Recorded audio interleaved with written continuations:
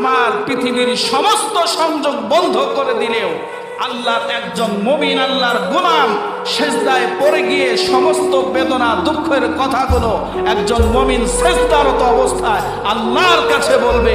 এটাই হচ্ছে মুমিনের কানেকশন, এটাই হচ্ছে মুমিনের ইন্টারনেট, এটাই হচ্ছে মুমিনের ওয়াইফাই, এটাই হচ্ছে মুমিনের অ্যান্ড্রয়েড ফোন, এটাই হচ্ছে মুমিনের সরাসরি আল্লাহর সাথে দোস্তি। ঠিক কিনা বলেন? অতএব যতই ষড়যন্ত্র করো, আল্লাহর পথ থেকে মুমিনরা কখনো বিরত থাকবে। এটা আমাদের ঈমানের কথা।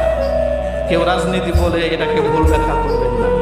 এটা কোনো রাজনীতির মঞ্চ না, আর এই কথাগুলো রাজনীতির কোনো কথাও। যদি আপনি ভুল বোঝেন তাহলে আপনি ভুলের মধ্যে আছেন। নিজের মন মস্তিষ্ক একটু আল্লাহর ঘরে আসছেন, আল্লাহর দিকে ঝুঁকে দেন। ওয়া ইযা সাআলাকা ইবাদি আন্নী ফাইন্নী করিব।